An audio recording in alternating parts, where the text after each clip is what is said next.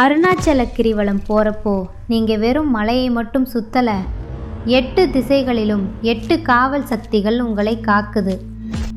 கிழக்கில் பேராற்றல் தரும் இந்திரலிங்கம், தென்கிழக்கில் தீவினைகளை அழிக்கும் அக்னிலிங்கம், தெற்கில் தர்மத்தை நிலைநாட்டும் யமலிங்கம், தென்மேற்கில் எதிர்மறை சக்திகளை விரட்டும் நிருதிலிங்கம், மேற்கில் மன அமைதி தரும் வருணலிங்கம், வடமேற்கில் பிராணசக்தியை உயர்த்தும் வாயுலிங்கம், வடக்கே அழியாத செல்வம் அருளும் குபேரலிங்கம், வடகிழக்கில் ஞானத்தையும் முக்தியையும் வாரி வழங்கும் ஈசானிய லிங்கம்.